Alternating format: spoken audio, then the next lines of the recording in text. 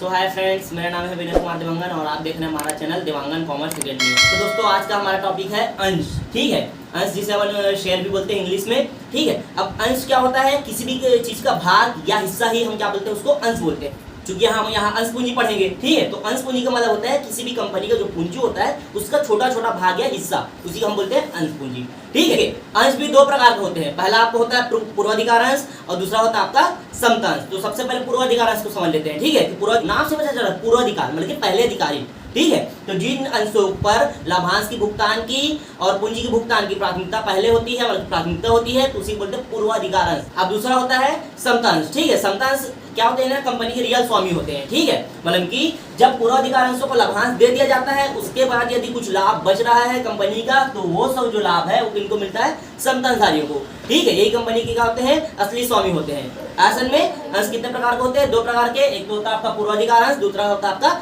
समता अंश। ठीक है, अब ये जो समता अंश है, पूर्वाधिकार अंश से हमने जान लिया। अब इनको जारी कैसे करते हैं, इशू कैसे करते हैं, उसके ऊपर ये आपका जो है मेन वीडियो है। ठीक है, अपन उसको किस तरीके से जारी करेंगे, कैसे इशू करेंगे, उसी को अपन को इसमें पढ़ना है। ठीक है, तो चलिए चलते। देखिए, हमने जाना कि अंश कितने प्रकार के होते हैं? दो प्रकार के होते हैं। ठीक है, अब इसका जो होता है कि भाई कंपनी इसको निर्गमित का मतलब समझ लो। कंपनी जो होता है ना, अपना भाग जो होता है, जब कंपनी को पैसे की जरूरत पड़ती है या उनकी आवश्यकता होती है, पैसे की आवश्यकता होती है, तो वो क्या करती है? अपने भाग को, अपने हिस्से को, अपनी कंपनी के भाग या हिस्से को क्या करती है? जनता को बेचती है। ठीक है, ताकि उनसे पैसा लिया जा सके। असल में तो यही जो बेचना होता है, जनता को जो अंश बेचती है, उसी को बोलते हैं अंशों का निर्गमन। ठीक है, क्या करती है? जब कंपनी को पैसे की आवश्यकता होती है ना, तो जनता को क्या करती है? अपने अंश को बेचती है, बल्कि अपने अंशों का अधिकार जो है वो हस्तांतरित करती है, तो उसी को बोलते हैं अंशों का निर्गमन। ठीक है, अब अंशों का निर्गमन जो होता है वो भी तीन तरीके से होता है। ठीक है, क्या क्या बोल रहा हूँ ध्यान से समझिएगा। ये अंशों का निर्गमन होता है वो भी तीन तरीके से होता है। ठीक है, पहला होता है सबसे पहले सम मूल्य पर निर्गमन, मतलब कि अंश का मूल्य मान लेते हैं अपन 100 रुपए है। ठीक है, तो 100 रुपए का अंश को अपन 100 रुपए में अगर बेचे तो होता है अंशों का सम मूल्य पर निर्गमन, कि जितने का अंश है उतने पर अपने उसको बेच दिया। दूसरा आपको होता है प्रीमियम पर। ठीक है, प्रीमियम मतलब कि अधिक राशि पर। जैसे मान लेते हैं अपन का अंशों का मूल्य 100 रुपए है और उसको अगर हम लोग 10% प्रीमियम लगाकर या 5% प्रीमियम लगाकर, जितना भी प्रीमियम का दर हो, है ना, उससे वाले जितना आपका अंश का मूल्य है, अगर उससे जितना भी अधिक पे हम लोग बेचे, वो हमारा होता है प्रीमियम। ठीक है, जैसे मान लेते हैं 10% प्रीमियम पर बोल रहे हैं, तो 10 रुपए अधिक पर बेचेंगे तो क्या हो गया? वो 10 रुपए प्रीमियम पर हुआ। क्लियर? अब तीसरा होता है आपका बट्टा। ठीक है, बट्टे पर निर्गमन अंशों का। तो इसमें क्या होता है ना कि अंश का जितना भी मूल्य रहता है, अगर हम उस मूल्य से कम में हम अपने अंश को बेचे तो आपको होता है बट्टे पर निर्गमन। क्लियर? ठीक है, क्या क्या बोला मैं? पहला आपका सम मूल्य पर निर्गमन, दूसरा मैंने बोला आपका प्रीमियम पर निर्गमन और तीसरा मैंने आपको बताया बट्टे पर निर्गमन। ठीक है, तीन ही तरीके से बस होता है अंशों का निर्गमन। ठीक है, और भी तरीके होते हैं, लेकिन ये जो होता है ना, इनका जो इन्हीं मूल्य में इसको अपन निर्गमित करेंगे। क्लियर? जैसे कि मैंने अभी आपको बताया कि तीन तरीके से अंशों का निर्गमन होता है। ठीक है, तो क्या क्या बताया मैंने आपने? सबसे पहले आपका सम मूल्य पर निर्गमन होता है, दूसरा आपका होता है प्रीमियम पर निर्गमन और तीसरा होता है आपका बट्टे पर निर्गमन। ठीक है, तो आज अपन पढ़ेंगे प्रीमियम पर निर्गमन, मतलब कि अंशों को प्रीमियम पर कैसे निर्गमित किया जाता है। ठीक है, उसी के ऊपर आज ये वीडियो बनेगा। ठीक है, तो ध्यान से समझिएगा, बहुत काम का चीज है, पेपर में पूछता है। ठीक है, ज्यादातर आपका जो बोर्ड वाला पेपर होता है यही सब पूछता है। ठीक है, ऐसा में तो ध्यान से देखिएगा, हम अंशों को प्रीमियम पर कैसे निर्गमित कर सकते हैं, उसके ऊपर मैं आपको एक क्वेश्चन बना के दिखाता हूँ। ठीक है भाई, कि किस तरीके से हम लोग, अगर आपको प्रश्न में अगर दिया रहेगा भाई प्रीमियम पर आपको अंशों को निर्गमन करना है, तो आप उसको कैसे आसानी से हल कर सकते हो। ठीक है, तो कुछ एकदम सिंपल रहता है, ज्यादा कुछ रहता नहीं इसमें। प्रीमियम पर मतलब कि आपको अतिरिक्त राशि पर अंशों को क्या करना है? जारी करना है। अब देखिए, अंश जारी करते समय सबसे पहले आपको प्रश्न को पढ़ना है ध्यान से। ठीक है, उसमें देखिए आपको किन अंशों से मतलब उसको सबसे पहले आपको ध्यान में रहना चाहिए। ठीक है, क्योंकि प्रश्न में क्या होता है आपका, जो कंपनी अंश निर्गमित करना चाहती है उतना संख्या भी दिया रहता है, और जितना जनता आवेदन करती है उसका संख्या भी दिया रहता है, तो उसको आपको ध्यान में रख के करना है। ठीक है, तो चलिए दोस्तों, तो सबसे पहले मैं आपको बना कर दिखाऊंगा कि भाई हम अंशों को प्रीमियम पर कैसे जारी कर सकते हैं। ठीक है, मतलब कि अंशों का प्रीमियम पर निर्गमन हम किस तरीके से कर सकते हैं, उसको इस वीडियो के माध्यम से देखते हैं। तो देखिए, सबसे पहले मैं आपको बता दूं कि भाई जो प्रीमियम का जो आपका दर रहेगा या मूल्य रहेगा, वो आपको प्रश्न में बताया रहेगा कि इतना राशि प्रीमियम का है। ठीक है, या दर दिया रहेगा, तो उस दर को अपन को क्या करना है, जितना भी अंशों का मूल्य दिया रहता है उसके साथ गुणा करके निकालना है। कहने वाला ये है कि मान लेते हैं अपन अंश का मूल्य 100 रुपए दिया हुआ है। ठीक है, अंशों का मूल्य क्या हुआ है? 100 रुपए दिया हुआ है। अब यहाँ पास बोला कि 10% क्या है? प्रीमियम है। तो 10% प्रीमियम मतलब कि 100 रुपए का 10% अपन को निकालना पड़ेगा। कितना आएगा आपका? 10 रुपए। ये आपका हो जाएगा प्रीमियम। ठीक है, तो ऐसा में तो उसी तरीके से चलिए तो आपको क्वेश्चन में मैं बना के दिखाता हूँ। भाई जब अपन अंशों का प्रीमियम पर निर्गमन करे तो उसका अपन पंजी पुष्टि कैसे कर सकते हैं। ठीक है, तो देखिए ये आपका चाहे अंशों का प्रीमियम पर निर्गमन हो, सममूल्य पर निर्गमन हो या बट्टे पर निर्गमन हो, तो उसको निर्गमित करने से पहले ना आपको कुछ कुछ चीजों को ध्यान में रखना पड़ता है। ठीक है, कि भाई कंपनी कितना अंश आवेदन के लिए निकाल रही है या जनता कितना अंशों के लिए आवेदन कर रहे हैं, तो उसको ध्यान में आपको रखना पड़ेगा। ठीक है, देखो दोस्तों, हमको अंश जारी करते समय ये भी ध्यान में रखना है कि जो ग्राहक है वो एक मुश्त में अंश खरीदना चाहते हैं या किस्तों में अंश खरीदना चाहते हैं। मतलब कि प्रश्न में दो तरीके से बता रहे गए, या तो एक मुश्त राशि ग्राहक हमको दे रहा है अंश बेचते समय, या तो उसको किस्तों में भुगतान करेगा। ठीक है, तो अगर एक मुश्त राशि दे रहा है तो पूरा जो पैसा है वो पूरा आवेदन के समय मिल जाएगा। लेकिन अगर वो ग्राहक जो है वो किस्तों में भुगतान करना चाहता है तो उसका जो पैसा रहता है वो इन तरीकों से रहता है, ध्यान से समझिएगा। तो सबसे पहले आपका होता है आवेदन पर, दूसरा होता है आपका आवंटन पर, और तीसरा होता है याचना पर। याचना 1 या 2 या 3 और हो भी सकता है। ठीक है, तो सबसे पहले आवेदन को समझते हैं कि भाई आवेदन के समय क्या होता है। ठीक है, देखिए अगर कोई ग्राहक है, अगर कोई अंशधारी है, मतलब जो अंश खरीदना चाहता है ना, जैसे कंपनी ने अंश जारी करने के लिए आवेदन निकाला, अब कोई ग्राहक है जो अंश खरीदना चाहता है, जो जनता है, जो पब्लिक है वो अंश खरीदना चाहती है, तो सबसे पहले क्या करेगी, उस अंश के लिए आवेदन करेगी। तो उसको बोलते हैं आवेदन। तो आवेदन करते समय जो भी पैसा दिया जाएगा, बल्कि कंपनी को मिलेगा, वो होता है आवेदन पर पैसा। ठीक है, अब दूसरा होता है आपका आवंटन। तो आवंटन का मतलब होता है वितरण करना, मतलब कि जब कंपनी जनता को अंश बांटेगी या देगी, उतना समय जो भी राशि लेगी वो आवंटन का होगा। ठीक है, अब तीसरा होता है याचना। तो याचना का मतलब क्या होता है उसको समझिए। याचना का मतलब होता है मांग करना, मतलब कि अब देखो क्या होता है, जब किस्त बंधा हुआ है, या थोड़ा एग्जाम्पल दे रहा हूँ आपको, जैसे अपन गाड़ी खरीदते हैं। ठीक है, गाड़ी हम लोग क्या करते हैं, दो तरीके से खरीदते हैं, या तो हम लोग पूरा एक साथ पेमेंट करके अपन पूरा गाड़ी खरीद लेते हैं, मतलब जिसको बोलते हैं कैश में। ठीक है, और दूसरा क्या करते हैं हम लोग इंश्योरेंस उसमें खरीदते हैं प्रीमियम पे, मतलब कि अपन क्या करते हैं भाई किस्त में खरीदते हैं दूसरा। ठीक है, तो किस्त में क्या होता है, भले मैं आपको हार्ड के सवाल बता रहा हूँ। अब जैसे मेरे गाड़ी पसंद आया तो मैं क्या करूँगा, जाऊँगा गाड़ी देखूंगा, पसंद करूँगा, पूरा पैसा पेमेंट करके पूरा गाड़ी अपने पास लेकर आ जाऊँगा। अब दूसरा होता है जैसे मेरे किस्त में खरीदना है। ठीक है, किस्त में खरीदना है तो सबसे पहले मैं क्या करूँगा, जाऊँगा गाड़ी देखूंगा, भाई अब गाड़ी मेरे को अच्छा लगा तो कुछ पैसा मैं डाउन पेमेंट के रूप में उतना ही समय दूंगा कि भैया मेरे को गाड़ी चाहिए, ये गाड़ी मैंने बुक कर लिया, तो क्या हो गया, आवेदन का पैसा हो गया। अब दूसरा चीज, जब भाई जो गाड़ी वाला है, मतलब कि जो गाड़ी बेचने वाला है, विक्रेता है, अब वो गाड़ी मेरे को हैंड ओवर करेगा, मेरे को जब देगा उतना समय में जो पैसा दूंगा वो मेरा क्या हो जाएगा, आवंटन। मतलब कि उसने मेरे को गाड़ी दिया, मतलब कि उसने मेरे गाड़ी वितरण किया, तो उतना समय जो पैसा दिया वो आपका हो जाएगा आवंटन। अब उसके बाद मैं थोड़ा करके क्या करूंगा, किस्त में पैसा देते रहूंगा। तो सेम उसी प्रकार का इसमें भी होता है। क्या होता है, सबसे पहले आवेदन का समय होता है, ये किस्त वाला बता रहा हूँ ना, सबसे पहले आवेदन के समय कुछ रकम दी जाती है, उसके बाद आवंटन करते समय, ठीक है, उसके बाद आपका होता है याचना। अब जितना भी याचना आपका रहेगा, मतलब कि जितना भी मांग रहेगा उसको आपको देखना पड़ेगा, भाई पहले प्रथम याचना बोला है, द्वितीय याचना बोला है, तृतीय याचना बोला है, जितना भी रहेगा उसके हिसाब से आपको उसको देखना है। ठीक है, तो चलिए तो क्वेश्चन मैं आपको बताऊंगा कि भाई किस तरीके से हम लोग प्रीमियम वाला जो प्रश्न होता है उसको आसानी से हल कर सकते हैं। ठीक, कुछ ज्यादा कुछ नहीं है, एकदम सिंपल है। ठीक है, एकदम सिंपल है, तो जैसे आपको स्क्रीन में प्रश्न दिख रहा होगा। ठीक है, तो सबसे पहले क्या होता है समझिएगा। ठीक है, तो श्याम लिमिटेड ने 100 रुपये वाले 5000 समतांश 105 रुपये की दर से निर्गमित किए। मतलब कि जो श्याम लिमिटेड है कंपनी है, वो अपना अंश जो है बेचना चाहती है, कितने रुपये वाला है, 100 रुपये वाला। अब उसके 105 रुपये पर वो जारी करना चाहती है। ठीक है, तो उसने बोला है इसमें, इसके बाद बोला है कि जिन पर 20 रुपये आवेदन पर है, 35 रुपये आवंटन पर है, प्रीमियम सहित। देखो क्या होता है ना, प्रीमियम का थोड़ा समझ लो कि यदि आपको प्रीमियम का राशि बोला कि भाई इसके साथ है, मतलब कि आवेदन के साथ, आवंटन के साथ, प्रथम याचना के साथ, जिसके साथ भाई बोला है उसी साथ उसको लेना है। अब क्या होता है कई बार भाई बताया नहीं रहता कि भाई आवेदन या जो प्रीमियम का राशि है वो किसके साथ है, तो अपन को समझना पड़ेगा कि वो जो होता है आवंटन के साथ रहता है, हमेशा सम्मिलित नहीं रहता, उस वाले कॉलम में लिखा जाता है आवंटन वाले कॉलम में, यदि कुछ नहीं बोला है तब प्रीमियम के बारे में, बल्कि प्रीमियम आवेदन के साथ है, आवंटन के साथ है, प्रथम याचना के साथ है, ऐसा कुछ भी नहीं बताया होगा, तब उसको अपन आवंटन के साथ में लेना है। ठीक है, अब देखिए दूसरा आपका बोला हुआ है भाई बताया हुआ इसमें। अब अपन को प्रश्न बोला है कि भाई आवेदन पर 20 रुपये है, आवंटन पर 35 रुपये प्रीमियम सहित, मतलब कि 5 रुपये जो प्रीमियम है उसमें शामिल है। अब बोला 30 रुपये प्रथम याचना और शेष जो है द्वितीय याचना पर है। शेष मतलब कि देखियो शेष कैसे निकालेंगे, तो मैं यदि आपको प्रश्न हल करके बताऊंगा तो बता दूंगा। सभी राशियां यथा समय प्राप्त हो गई बोल रहा है, और कंपनी पुस्तक में जनरल के लेके कीजिए। इसमें आपको पंजी पोस्टिंग के लिए ही ज्यादा बोलेगा। ठीक है, और ये जो प्रश्न होता है मतलब अंशों का निर्गमन, इससे आपको 8 नंबर का क्वेश्चन पूछता है।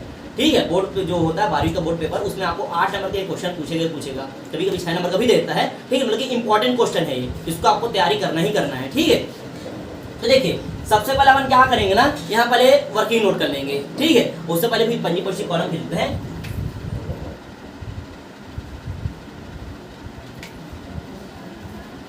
तो तो देखिए दोस्तों, मैंने यहाँ कॉलम खींच लिया पंजीपुष्टि का, ठीक है। हमारा पंजीपुष्टि कॉलम क्या होता है? दिनांक, विवरण राशि, खाता पृष्ठ, विकलन राशि, समकलन राशि, यही रहता है आपका पंजीपुष्टि कॉलम, ठीक है।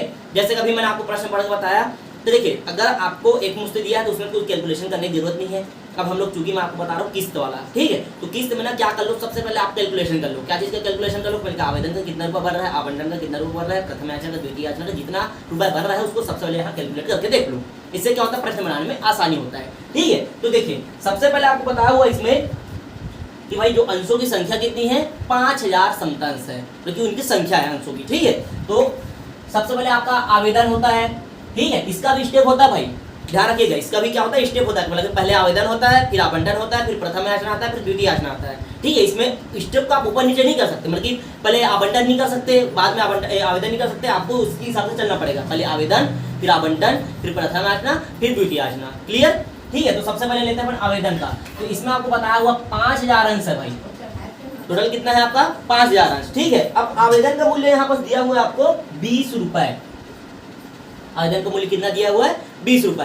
अब हम लोग क्या कर देंगे, जो अंश की संख्या है उसको मूल्य से गुणा कर लेंगे, तो 5 दूनी 10 मतलब कि 1 लाख रुपए, ठीक है। ये हमारा कितना हुआ? 1 लाख रुपए, मतलब कि आवेदन करते समय जनता हमको 1 लाख रुपए देगी, ठीक है। अब दूसरा चीज आता है आपका आवंटन। तो जो आवंटन होता है वो कितना है आपका? 5 अंश तो सेम रहेगा, संख्या जो है 5000, ठीक है। अब आवंटन का मूल्य यहाँ दिया हुआ 30 रुपए। अब यहाँ पर बोला हुआ है प्रीमियम सहित, ठीक है। क्या बोला हमको? प्रीमियम सहित। तो प्रीमियम सहित बोला है, मतलब कि आपका क्या हो जाएगा? प्रीमियम को सबसे पहले अलग करना पड़ेगा भाई, ठीक है। प्रीमियम सहित बोला मतलब कि प्रीमियम की राशि उसमें शामिल है, ठीक है। तो सबसे पहले इसमें क्या करना पड़ेगा आपको? प्रीमियम की राशि को अलग करना पड़ेगा। तो देखिए अब 100 रुपए का आपका अंश का मूल्य था, अब उसके 105 रुपए पर जारी कर रहे हैं। कितना अधिक पर जारी कर रहे हैं? 5 रुपए अधिक पर जारी कर रहा है, ठीक है। 5 रुपए जो अधिक पर जारी कर रहा है वही आपका प्रीमियम है, ठीक है। जो 5 रुपए अधिक पर जारी कर रहा है वही आपका क्या है? प्रीमियम है। तो सबसे पहले आवंटन का, अब देखिए आपका 35 रुपए था आवंटन का, अब उसमें 5 जो प्रीमियम का शामिल है, तो हटाएंगे कितना बचेगा? 30 रुपए। असल में हटाएंगे तो हमारा कितना बचेगा? 30 रुपए। तो जो 30 रुपए रहेगा वही आपका होगा आवंटन, ठीक है। तो क्या कर देते हैं? गुणा कर देते हैं, तो कितना आएगा? 1,50,000 रुपए, ठीक है। ये हो गया आवंटन का। अब उसके बाद आता है प्रीमियम का। तो प्रीमियम जो है आपका ये है 5000 इंटू 5 रुपए, ठीक है। तो आपको हो जाएगा 5 पंचे 25, तो आपको हो जाएगा 25,000 रुपए। असल में ये आपको हो जाएगा 25,000 रुपए, ठीक है। अब इसको क्या करना है ना कि भाई कॉलम तो मैंने आपको बताया था भाई आवंटन वाले कॉलम में दिया हुआ है, तो क्या करेंगे, ये जो प्रीमियम का राशि है और ये जो ये जो आवंटन का राशि है वो और ये प्रीमियम का राशि, उसको दोनों क्या कर देंगे? जोड़ देंगे, क्योंकि दोनों का पैसा एक साथ मिलेगा, ठीक है। तो ये हमारा हो जाएगा 1,75,000 रुपए। किसका हो गया? आवंटन हो गया, प्रीमियम सहित ना। अब उसका जिसमें बोला है प्रथम याचना, क्या बोला है? प्रथम याचना। तो जो प्रथम याचना है वो उसका भी 5000 अंश है। अब इसका मूल्य कितना है प्रथम याचना का? इसमें बताया हुआ प्रश्न में 30 रुपए भाई, तो 30 से इंटू कर दिया, 30 का भी कितना हो जाएगा? 1,50,000।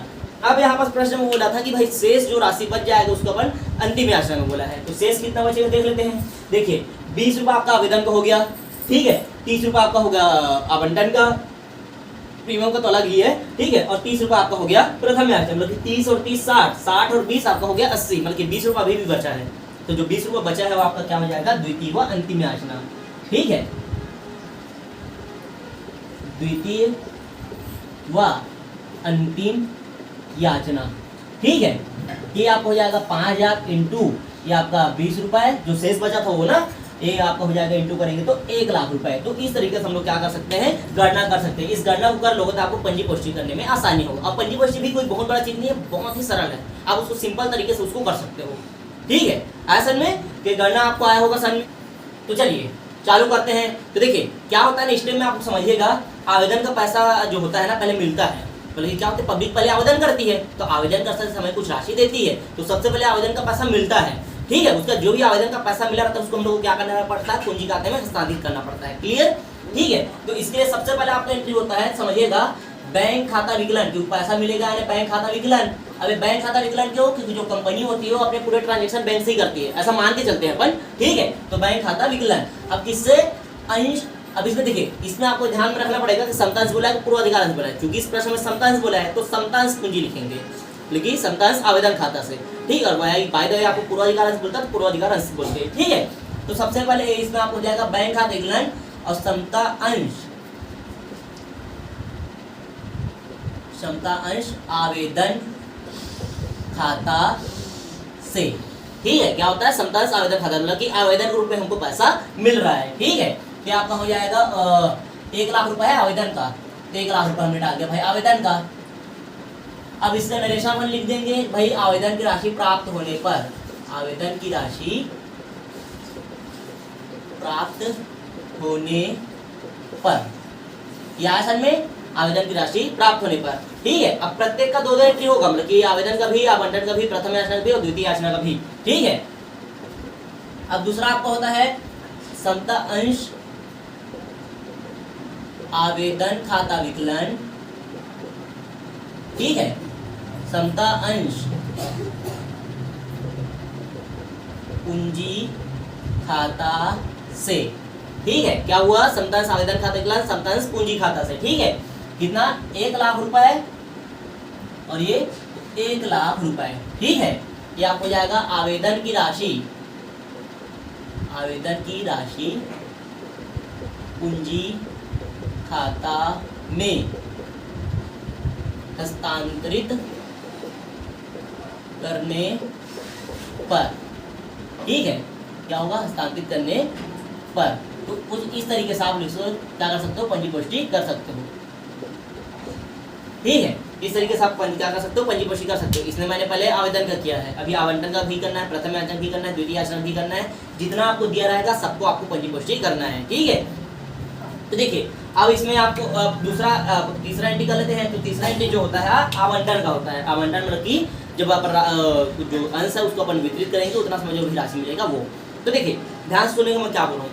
आवेदन का बस का क्या होता है, पहले पैसा मिलता है उसको पूंजी खाते में हस्तांतरित करते हैं। बाकी सभी चीज का पहले मांग करेंगे फिर पैसा मिलेगा।